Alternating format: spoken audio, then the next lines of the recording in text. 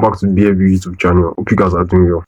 I think you guys need therapy because what I've just witnessed, first last 90 minutes, what I just actually witnessed.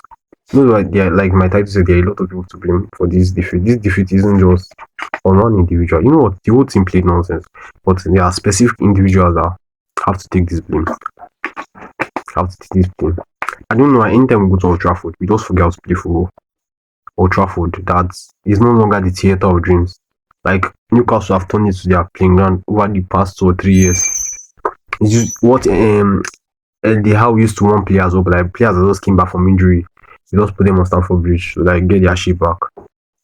That's what we have been finding difficult to win since 2013. 2013. You know what the funniest thing, since that 2013, we have been a better team for the majority of the time. But we just go there, we forget what to do. I can count like only 4 seasons that Manchester United were better than us than season. Maybe it's 2021 season, 2018 season that they finished second, so they were actually better. If you look at the seasons that were terrible, this thing 2023 season we finished 12th, 2016 season we finished 2016 finished 10th. Those are like 4 seasons out of 12. The remaining 8, we are always the better team. And we go there, we forget how to play football. We give them hope. Like we have given Amorim basically the worst top 6 manager ever. I'm not saying like what he has. I'm talking about what he has done at Manchester United. Basically the top 6 worst ever. I've given him the revival he needs in the job. I know Manchester United are going to get that revival, but I was hoping it will not be Charity FC. Charity FC every time we give everything hope. Every fucking time. You know what? Let's first start with Sanchez. Sanchez, you have been better over the last 5 months or so. But the sporting directors, I'm going to get to you guys. Sanchez, Manchester United, I'm just going to give them their credits. Their position out of shape possession was very, very good and was on point. And like the first moment they were actually mounting pressure on us. We barely got the ball into their own half. Yeah, and I give them kudos for that. And that was the reason why. But Sanchez, ball over the top, you don't hesitate. Either you go for it or you go back and will let the pressing score. You initially wanted to go, then you hesitated, and you now went again when it's already too late. You now miss the ball and hit him when it just made things were already worse because Old Trafford pitch is nonsense. And rain was falling, so the ball was the pitch is not even draining water. There's no drainage to drain the water. The ball was moving very slow today. We actually watched the game because there are a lot of balls that would have been crisp and faster. Old Trafford is just like Stoke City. How Stoke City pitch used to be that time. Old Trafford, I don't know how Premier League will even approve this pitch. So it does already made things worse for everybody. Today was already bad. You made things worse. I saw Estavon on the left wing. I was like, okay, let's see how it will experiment. You didn't even allow the boy. The boy, his socks has not even has not dirty. Or no need. Okay, the rain has already bathed him, so I would have said no need for him to even shower. 4 minutes made the sub for him. Enzo Maresca said he needed a new goalkeeper. To be honest, you cannot use one big mistake and judge a player's career, but this has happened time and time again for Sanchez. I think after this season, we should let it go. But for me, it should have not even be starting this season. Some fans will still open their mouth and say Sanchez is better than Mike Mignon. That Mike Mignon is not better than Sanchez. When he can just make irresponsible mistakes like this.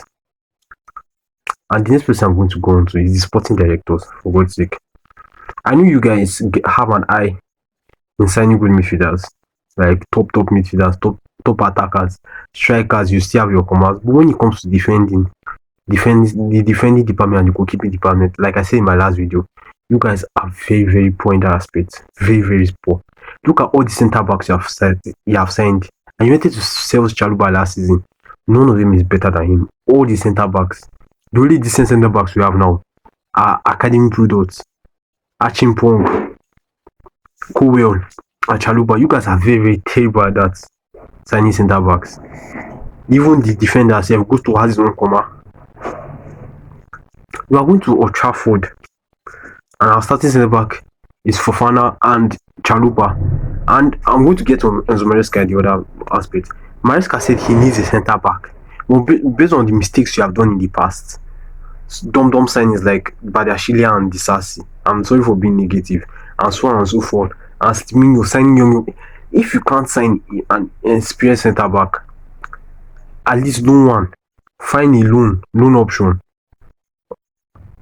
You guys also come out to your club like Chelsea and mess it up as if it's Brighton. Find a loan option. Now up to Enzo Maresca. I'm going to cut you slack because this is actually your first full season in top flight, the second full season in top flight. So you are definitely going to make a mistake. But next time, you don't make substitutions that rash. Immediately after the red card, you took out Estavon, took out Pedro Neto. Are you meant to defend? Are you expected to defend throughout? Unfortunately, Palmer now got injured. Our three attackers now went. Throughout the game, it was only basically Pedro Neto and Misidas at the back. You hold possession, give to Pedro Neto, he will not be able to do anything. You are basically playing three at the back, then using Cucurella and James as wing backs.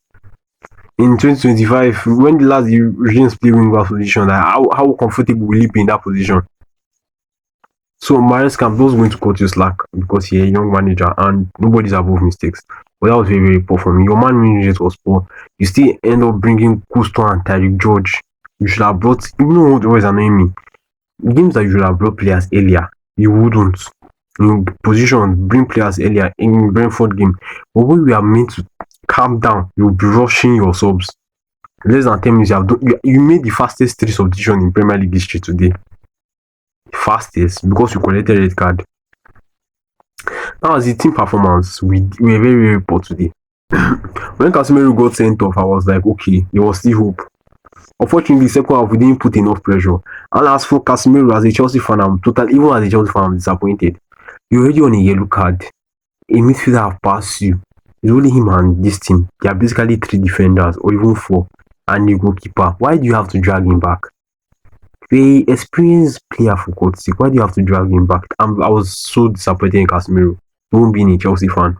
But when he got the red card, when he even got the red card, we didn't put enough pressure.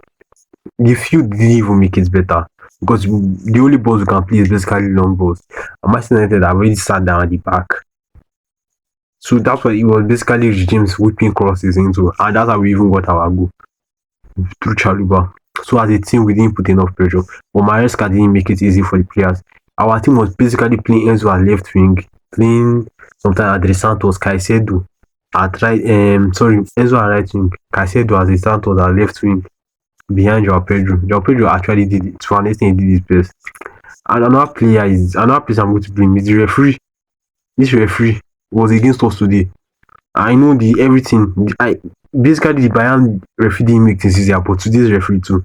See that penalty? It wasn't a pen, but there are a lot of times that, but if it was a Manchester United player that made the foul, he wouldn't blow. He would hesitate to blow. When a Chelsea player, despite being 10 men down, his whistle is very, very rash when he sees a Chelsea player, and it happened time down over during this match. We should have gotten a pen.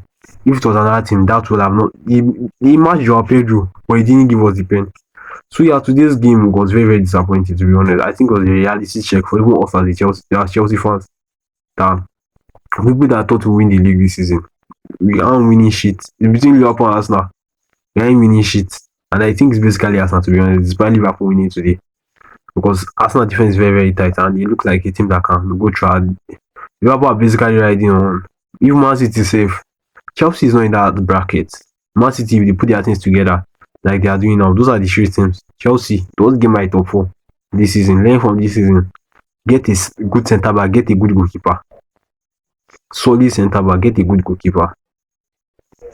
Let me know in the comment section if you agree what I'm saying, because today was very, I said, even Enzo, a lot of people, they are limited to what they can do.